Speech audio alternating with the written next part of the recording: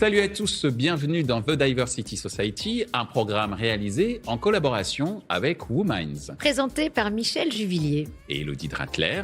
Nous vous proposons de voir et d'écouter la voix de celles et ceux qui incluent la diversité dans la croissance de leurs entreprises. Un programme en français dans le son, international dans le ton. Ce contenu est accessible également en podcast sur les principales plateformes d'écoute.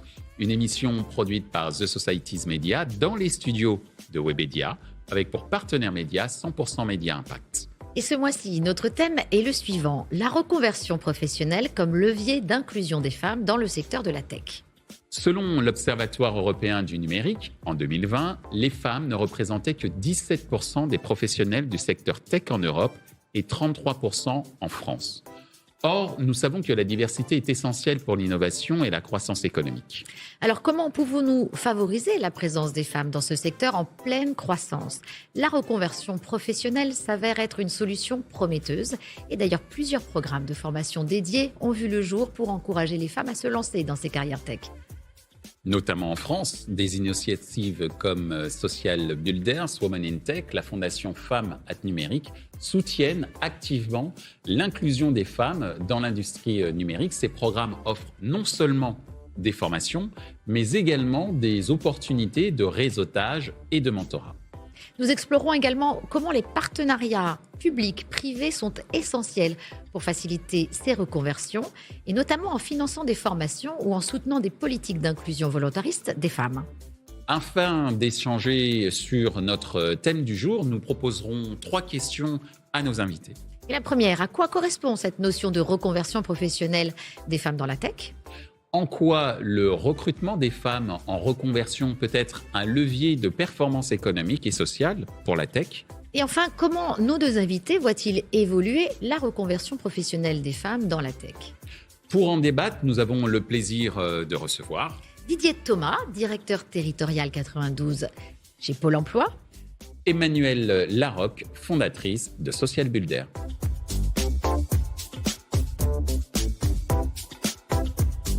Bonjour à tous, bienvenue dans cette nouvelle édition de The Diversity Society. Bonjour Elodie. Bonjour Michel. Bonjour Didier. Bonjour. Bonjour Emmanuel. Bonjour. Bienvenue dans cette émission spéciale The Diversity Society. Émission spéciale dans le sens où nous sommes dans des studios différents de d'habitude. Nous sommes dans les studios de Webedia qui en gros est un aimable partenaire au niveau opérationnel. Et nous allons parler d'un sujet très important dans le domaine de la tech, à savoir la reconversion professionnelle comme levier d'inclusion des femmes dans la tech. Et première question pour toi, Emmanuel, à quoi correspond selon toi la notion de reconversion professionnelle des femmes dans la tech ? Alors déjà, merci beaucoup de l'invitation. Je suis vraiment ravie de parler de ce sujet qui est mon sujet de cœur. Si toutefois ce n'était pas encore clair, aujourd'hui, un emploi sur 2 va disparaître d'ici une vingtaine d'années au profit d'un métier lié au numérique.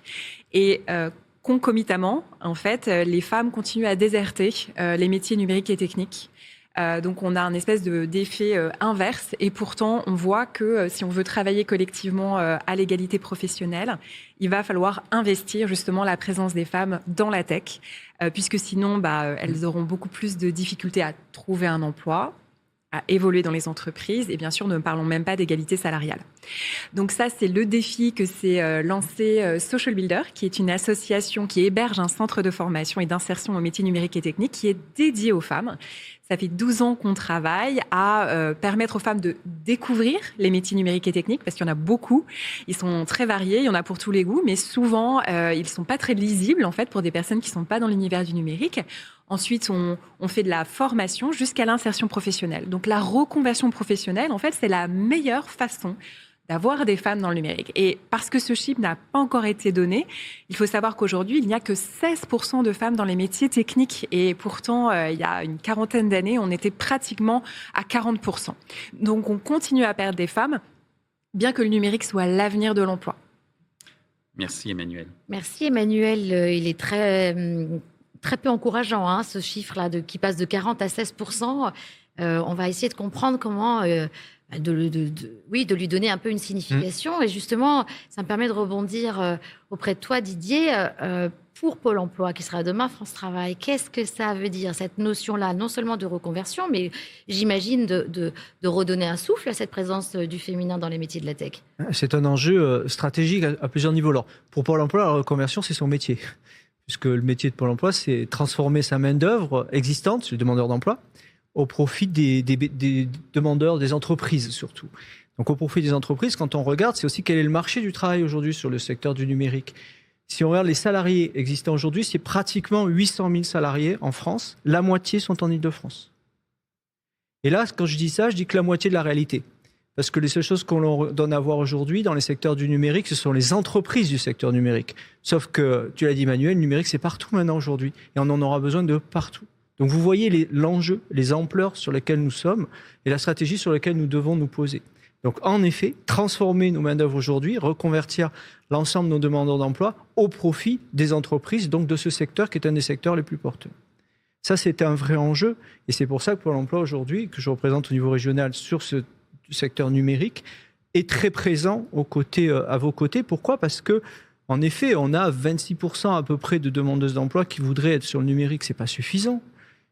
Donc on a un vrai décroché et c'est cela où il faut qu'on travaille ensemble pour pouvoir justement reconvertir nos demandeuses d'emploi vers ces secteurs qui sont les secteurs les plus porteurs aujourd'hui. Elles ont peur de ces métiers?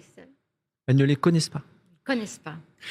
Alors justement, Didier, tu viens quand même de donner des chiffres assez significatifs sur la région Île-de-France. De ton côté, Emmanuel, en quoi le recrutement des femmes en reconversion peut être un levier de performance économique et sociale pour la tech et j'allais dire pour le bassin d'emploi dans lequel ces métiers existent? Déjà, je pense que c'est important aussi de signifier qu'au-delà de la méconnaissance des métiers, il y a d'autres freins aussi, l'accès des femmes à ces métiers. Il y a bien sûr les questions d'orientation, il faut le rappeler, c'est-à-dire qu'on parle bien sûr des jeunes femmes, des petites filles, mais on parle aussi des femmes, quand aujourd'hui elles ont affaire à des prescripteurs de l'emploi. Ces mêmes prescripteurs de l'emploi ne connaissent pas toujours l'univers technologique et donc ne vont pas inciter les femmes à y aller spécifiquement parce qu'il y a encore un certain nombre de stéréotypes sur femmes, informatique, est-ce que ça fait l'union des forces et donc oui, c'est le cas. Donc il y a la question de l'orientation et puis il y a aussi la façon dont on présente ces métiers. Les métiers, on les présente aussi souvent de manière avec des anglicismes ou d'une façon un peu technique et comme encore une fois, les femmes ne sont pas forcément immergées dans ces univers ou n'ont pas de formation technique initiale, elles ne se sentent pas toujours la légitimité d'aller dans ces univers. Donc la technique, ça s'apprend. La reconversion, ça se fait aussi beaucoup avec les soft skills, les compétences humaines, relationnelles et communication. Donc ça, c'est très important de le dire parce qu'au final, c'est aussi souvent le succès de la reconversion professionnelle, savoir valoriser ses compétences. Et en quoi c'est important pour l'économie et la société? Alors à plusieurs niveaux. Alors bien sûr, les entreprises tech ont compris que s'appuyer sur 50% du vivier de talent aujourd'hui, ça ne suffit pas. Il y a 80 000 postes ouverts aujourd'hui dans la tech, même si la tech, là, montre des petits signes de fébrilité. Et d'ailleurs, les femmes sont les premières à être licenciées en ce moment. Il faut quand même savoir que les entreprises essayent de démarcher un peu plus les femmes. Elles doivent continuer, mais elles ont compris que c'était l'unique solution en fait pour pouvoir développer les compétences dont elles ont besoin. Donc ça, c'est la première chose. Et juste pour donner un petit chiffre aussi important, si on avait la parité dans la tech en Europe, on pourrait créer 400 millions de chiffres d'affaires et plus de 4 millions d'emplois. 400 milliards de chiffre d'affaires et 4 millions d'emplois. Donc, en fait, on a besoin d'attirer tous ces talents. Et puis, d'un point de vue plus de la société, si on veut réussir la transformation de la société, la transformation numérique, on a besoin d'embarquer tout le monde. Il faut savoir que l'inclusion numérique, ça concerne 13 millions de personnes en France, 13 millions de personnes qui ne sont pas encore, soit n'ont pas les bons usages, soit n'ont pas le matériel, soit la compréhension des codes. 13 millions d'exclus numériques, d'une certaine manière. Exactement, et une majorité de femmes dans ces 13 millions. Donc, on a vraiment besoin d'y travailler. C'est aussi un autre aspect de de la question. Et puis d'un point de vue bien sûr de la société, quels produits, services on est en train de construire. On parle beaucoup du sexisme dans l'intelligence artificielle, dans les algorithmes. Donc bien sûr de construire des produits aujourd'hui qui ne représentent pas les besoins de la moitié de la société. Je rappellerai les applications de santé qui ne prenaient pas en compte la biologie féminine, ou de mettre en place des services comme les services du recrutement, de l'accès au crédit, qui du coup, parce que ces IA sont entraînés sur des algorithmes issus du passé, donc qui ont certains biais, vont pouvoir exclure un certain nombre, notamment de CV féminins. C'est encore une réalité et on doit y travailler collectivement. Merci Emmanuelle. L'innovation, elle doit effectivement plutôt fédérer au lieu de cliver. Et c'est vraiment là les enjeux, je pense, du numérique. C'est d'éviter justement ce clivage et générationnel et de genre. De ton côté, Didier, sur cette partie-là, évidemment, d'une reconversion comme pouvoir économique, comme pouvoir de transformation personnelle aussi, parce que j'entendais beaucoup que ces métiers-là adressaient la partie humaine, il ne faut pas l'oublier, soft skills, avant même d'apprendre le technique. Tout à fait. Une des méthodes que nous utilisons depuis des années, mais qui met de plus en plus en avant, c'est l'approche, bien entendu, par les compétences. Cette approche par les compétences, qui n'est pas une approche justement uniquement technique et technologique, permet d'aller sur la réalité des besoins des entreprises. Aujourd'hui, elles nous le disent, quasiment 90% des entreprises nous le disent ouvertement, elles ne recrutent exclusivement que sur du savoir-être. Alors ça, c'est important. Tu peux le répéter, ça, on va le redire. 90%, c'est-à-dire que... Et c'est vrai, la compétence est un triptyque, d'accord ? Le savoir. Dans le domaine du numérique, le savoir, il est à tous les niveaux. Et il n'est pas aussi technologique que ce que l'on veut savoir. Moi, je pense que je voudrais déjà désacraliser. Quand on veut faire du codage, c'est-à-dire, alors je sais que c'est un terme qui te choque, mais pour moi c'est l'ouvrier du numérique, c'est le premier niveau, ça ne demande pas un savoir aussi important que ce qu'on demande. On l'a fait, on l'a prouvé, j'ai pu mettre en place des formations sur 12 femmes issues d'assistance de vie aux familles, c'est-à-dire des niveaux infra-bac. On leur a fait une formation, 400 heures, elles sont codeuses. Est-ce que ces métiers-là du code, ce sont des métiers justement suffisamment capés pour répondre à un besoin dans l'entreprise, ou est-ce que l'entreprise va te dire on veut un certain niveau de compétences dans le code? C'est le premier niveau. C'est je rentre. On est tous rentrés stagiaires quelque part. On est tous rentrés quelque part dans un niveau. C'est le premier niveau qui rentre dans l'entreprise. Aujourd'hui, c'est le premier métier qui est cherché. Développeur, que ce soit développeur codeur sur des secteurs qui soient au sein des entreprises en web ou en applicatif téléphonique, c'est développeur. C'est le premier niveau. Il permet de mettre un pied. Et ensuite, l'intérêt, c'est de mettre justement tous mobilisés autour de ces sujets-là, aussi les entreprises, les fédérations, les branches, pour qu'on avance ensuite au fur et à mesure. Et faire de quelqu'un qui fait du codage un ingénieur spécialisé dans les 5 ans, c'est faisable. C'est possible. Voilà. Mais au lieu de commencer, comme on fait d'habitude aujourd'hui, sur ces secteurs-là, aller chercher dans des écoles des ingénieurs dont nous savons tous que les secteurs technologiques, de formation technologique et d'ingénieurs, malheureusement, déjà dès le début, dès l'entrée des écoles, il n'y a pas de femmes dedans ou très peu. Donc on va repartir justement de la base pour réalimenter. Ça, c'est une des techniques qu'on peut faire. Sur les soft skills, c'est très important. Et le numérique, on a cette impression-là. Il faut être, alors comme tu l'as dit très bien dit, beaucoup d'anglicisme, il faut parler anglais, c'est pas vrai. C'est clair, c'est pas parce qu'on met de l'anglais que forcément ça a un quelconque intérêt. Et ça exclut. Ça peut exclure des gens. Deuxième exclusion, c'est cette approche hyper technologique. Il faut avoir une approche, il faut avoir un raisonnement scientifique. Je ne sais pas ce que ça veut dire. Il faut connaître les maths. Il faut connaître les maths, je ne sais pas ce que ça veut dire. En plus, pour le codage, ce n'est pas vrai. Donc, ce n'est pas vrai. Le raisonnement, qu'il soit scientifique ou littéraire, cette bicéphalité n'existe pas en réalité. On a tous des raisonnements qui nous permettent d'emmener au même résultat. Le soft skill, c'est très important. Le numérique, c'est encore plus important. Quand tu regardes ce que demandent les entreprises, c'est quoi? Elles nous demandent des gens qui ont conscience d'eux-mêmes. Quelles sont leurs capacités, leur pouvoir, la capacité à faire. Voilà ce qu'elles demandent. Et dans le numérique, elles te demandent des gens qui sont en capacité d'auto-apprentissage. Parce que ce que je sais aujourd'hui, globalement, comme tu l'as dit, tu dis maintenant, moi je dis que les métiers qu'on fait aujourd'hui ne seront pas les mêmes dans 5 ans. On est tous, de toute façon, en apprentissage permanent. Tous apprenants. Donc, à vie.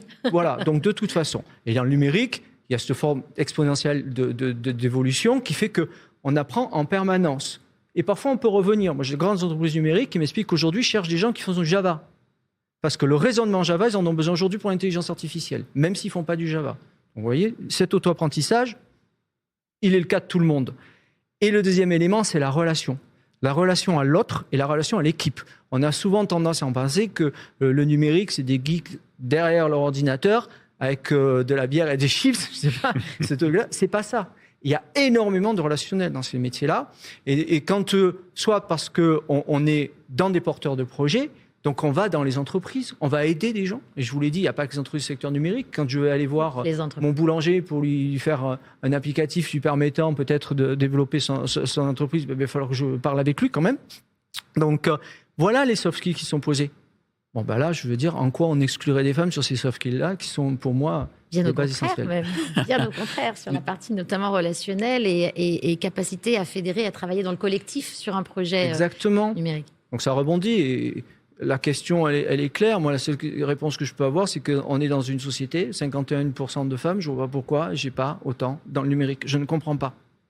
Merci Didier. Ce qu'on comprend, c'est que les portes sont ouvertes. Et les portes sont ouvertes avant tout à des personnes, plus qu'à des techniciennes, mais avant tout à des personnes qui savent faire preuve d'une certaine résilience, j'allais dire, pour avoir cette capacité à se remettre en question, remettre aussi en question les gens parfois avec qui on travaille, mais en tout cas dialoguer avec eux pour pouvoir réfléchir à des nouvelles applications, par exemple. L'auto-apprentissage, donc une certaine autodiscipline également aussi, hein, et également une relation à l'autre, je le disais aussi un petit peu tout à l'heure, qui est quand même assez clé, ce qui nous amène quand même, et c'est quand même un début de réponse, hein, ces éléments Didier que tu nous as donnés, sur la manière dont vous voyez évoluer la reconversion professionnelle des femmes dans la tech, de ton point de vue, Emmanuel, notamment à travers les différentes actions que tu peux faire un peu partout en France. Donc sur les 10 dernières années, ce qui a évolué très positivement, c'est qu'il y a eu une densification de l'offre d'accompagnement dédiée aux femmes. Et ça, c'est très important, notamment pour les femmes les plus éloignées de l'emploi, d'avoir des environnements qui ont été pensés pour justement les accompagner au plus proche de leurs besoins quotidiens. Voilà, elles peuvent avoir des problématiques d'accès au matériel, de mobilité, de gestion des dépendants. Donc, les formes hybrides de formation, le fait de proposer du matériel. Nous, on donne du matériel aux femmes qu'on accompagne quand elles en ont besoin sur les programmes de reconversion professionnelle en cybersécurité, en données, en développement. Donc ça, c'est un signal très, très positif. Un autre signal positif, c'est que les entreprises ont aussi mis en place des programmes proactifs pour bien sûr aller dans les établissements scolaires, mais aussi pour travailler avec les acteurs du terrain comme nous, pour essayer de mieux faire connaître leur environnement de travail. Donc typiquement, on travaille avec Microsoft sur une école qui est l'école Business App, qui est une école 100% paritaire et qui forme au métier de la suite Business App, les métiers du no-code, et qui sont très attractifs pour les femmes. On a aussi un partenariat avec Salesforce dans le cadre d'un programme qui s'appelle 1000 femmes dans la tech, où on va justement former en partenariat avec tout l'écosystème d'entreprises de services numériques des femmes justement aux métiers qui sont liés à l'éditeur, donc administratrices de bases de données, développeuses, de chefs de projet. Et ça, c'est des métiers aussi qui sont assez attractifs, sur lesquels il y a beaucoup d'opportunités d'emploi. Après, sur ce qui a moins évolué, ce qu'on observe, c'est qu'il y a les plans de relance qui ont été mis en œuvre depuis 5 ans ont permis vraiment de former et de qualifier les demandeurs et les demandeuses d'emploi.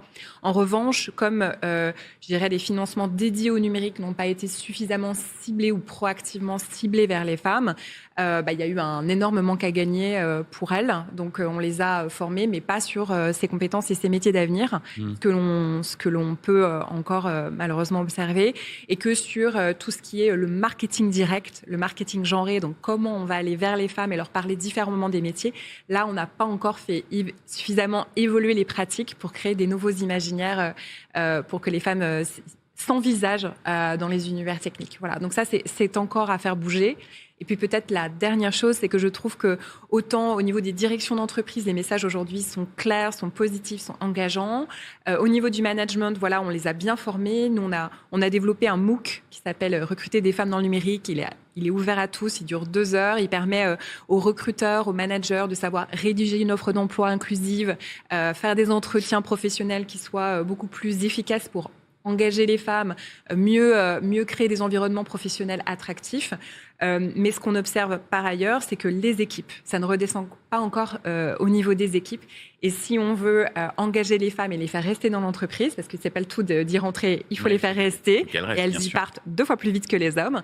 Il faut vraiment que toutes les équipes se sentent investies et outillées. Donc on a besoin vraiment d'aller outiller maintenant les salariés.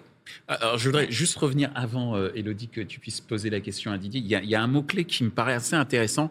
Tu disais qu'on ne s'adresse pas suffisamment à l'imaginaire des femmes pour, d'une certaine manière, les attirer vers les métiers du numérique et de la tech.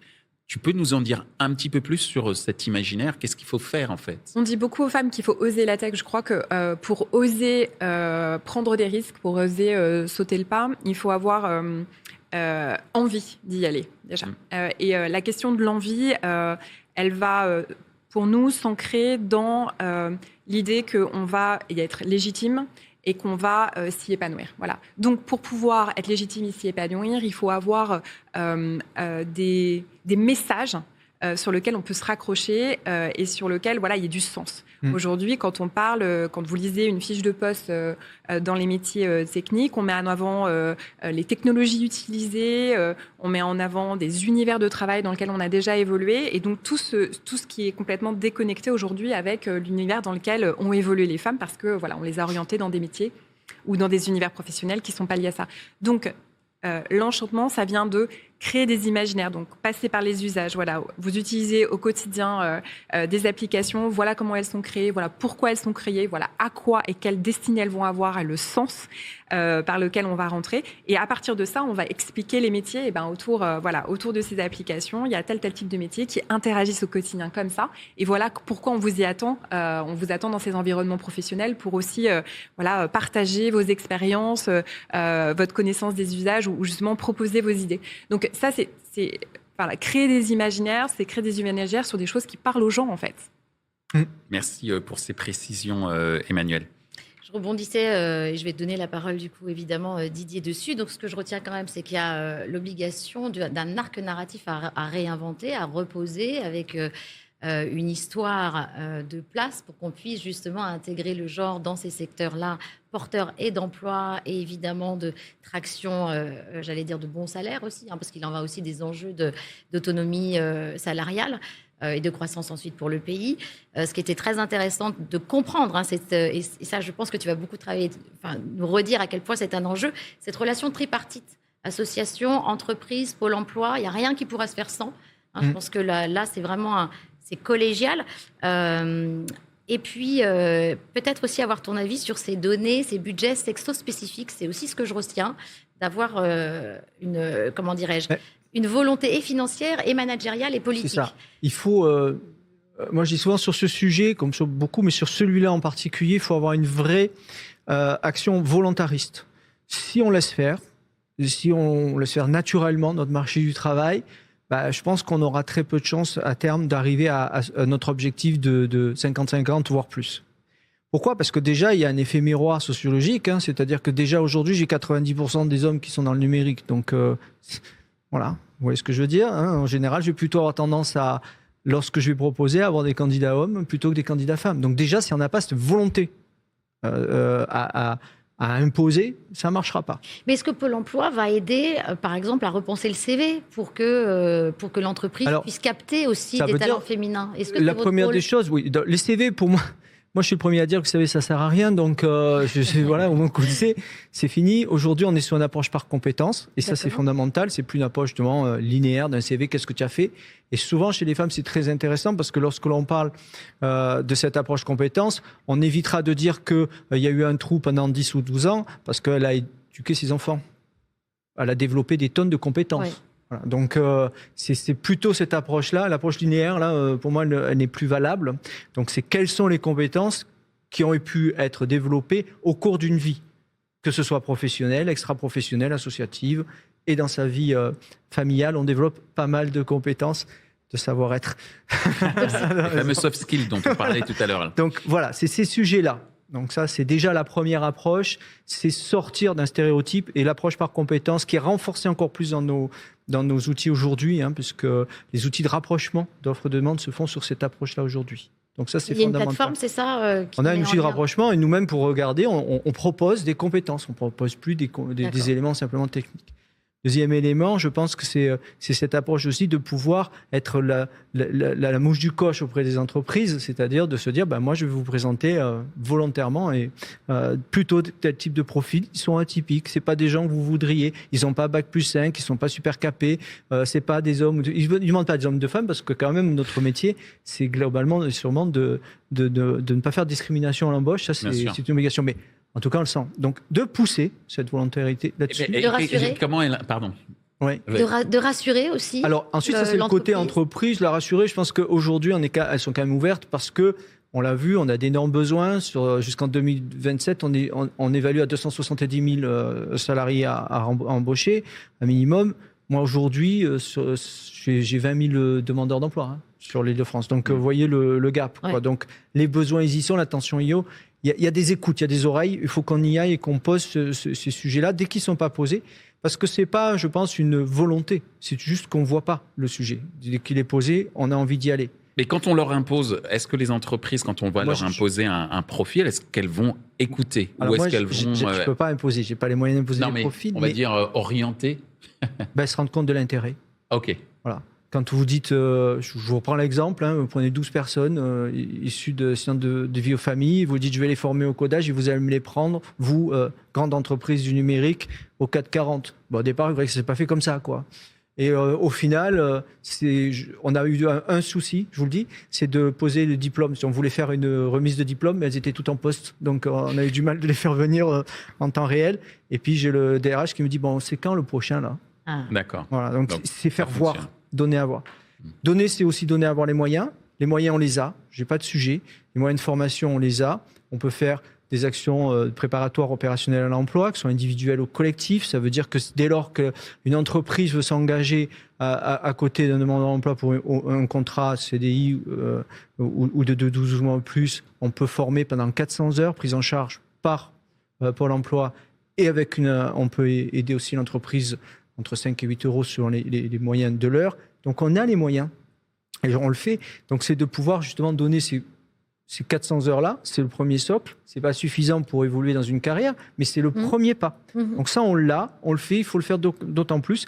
Et je pense qu'il faut cibler ces formations, comme tu disais, aussi sur des femmes pour te dire, voilà, on fait une session, comme ça, on présentera. Dernière chose dans ce qu'on disait, c'est la connaissance des métiers, c'est quoi les métiers, c'est quoi les entreprises. On a mis en place aujourd'hui une plateforme numérique, ça tombe bien, on est sur le sujet, qui s'appelle Immersion Facilité. C'est une plateforme dans laquelle aujourd'hui, c'est que Pôle emploi quand même est l'établissement public le plus en avance sur le numérique, reconnu par l'Europe, puisqu'on a eu des budgets européens pour développer l'intelligence artificielle et numérique sur nos secteurs. Donc, on a mis en place une plateforme, ça s'appelle plateforme Immersion Facilité. C'est dès lors que je suis une entreprise, je suis intéressé par faire découvrir qui je suis, et c'est le vrai sujet aujourd'hui. C'est-à-dire les entreprises, c'est pas tant les métiers, surtout dans le numérique, comme je dis, ils évoluent du jour au lendemain. C'est plutôt qui est ton entreprise, quelles sont tes valeurs, qu'est-ce que tu protèges, quels sont tes projets. C'est ça le sujet. Eh bien, dès lors que je veux ouvrir mon entreprise, je la mets sur la plateforme Immersion Facilité, et moi, si je veux découvrir, je viens. Et par un simple clip, je vais venir chez toi et découvrir ton entreprise. Ça, c'est un bon moyen, justement, pour désacraliser certains regards qu'on peut avoir sur certaines technologies ou structures. Il y a combien de métiers aujourd'hui numériques qui sont couverts par les métiers tech? Parce que c'est très variable. Il y a combien de métiers différents? Il y a 6 grandes familles de métiers et on dit il y a 40 filières d'emploi numériques. D'accord. Donc les 6 grandes familles, ça va des métiers de l'infrastructure, les métiers du développement, les métiers de la donnée, les métiers du marketing, les métiers de la communication et les métiers de la chefferie de projet. Et la cybersécurité aussi qui devient incontournable aujourd'hui. Ouais. Ça devient les deux axes aujourd'hui, parce qu'on se dit le numérique est en train d'évoluer. En effet, il évolue. Et c'est pour ça qu'il se restructure, à mon avis. Il ne va pas baisser en volume de salariés, mais il se restructure dans sa structure salariale. En effet, aujourd'hui, il y a quand même l'intelligence artificielle qui passe et la cybersécurité, qui sont des énormes besoins sur lesquels, là, aujourd'hui, on est en carence permanente, quoi. Et la cybersécurité, que on des vit au opportunités quotidien. pour l'avenir, ça. Oui. Eh bien, merci Didier, merci Emmanuel, merci Élodie d'avoir d'être intervenu sur la reconversion professionnelle comme levier d'inclusion des femmes dans la tech. Merci également à vous pour nous suivre, de plus en plus nombreux de suivre The Diversity Society. L'objectif, c'est de démontrer en quoi la diversité de tout type est au service de la performance des entreprises. Nous espérons avoir partagé avec vous un certain nombre d'éléments qui vont vous aider à comprendre en quoi les femmes sont l'avenir de la tech, ou en tout cas peuvent y contribuer fortement. On y a évoqué différents points et nous vous invitons à réécouter cette émission quand vous le souhaitez sur les différentes plateformes d'écoute. Merci beaucoup Élodie. Merci à toi. Et puis n'oubliez pas, vous qui nous avez écoutés et qui avez écouté nos invités, c'est d'abord une compétence humaine. C'est-à-dire que ce qu'on peut retenir là, c'est l'humain qui va faire que la tech de demain va être non seulement inclusive et puis qu'elle va pouvoir embarquer tout à chacun. Donc osez, pour reprendre ton slogan, osez la tech. Allez-y les filles. Et puis nous, on se retrouve le mois prochain pour une nouvelle émission de The Diversity Society. Salut. Salut.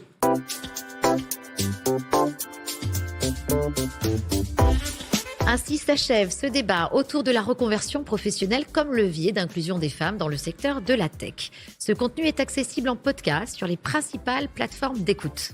Un programme réalisé en collaboration avec WebMinds. Merci à notre partenaire média, 100% Média Impact. Merci également à l'ensemble des équipes de Webedia Prod pour la réalisation de ce programme. Et post-production et sous-titrage par Uptown.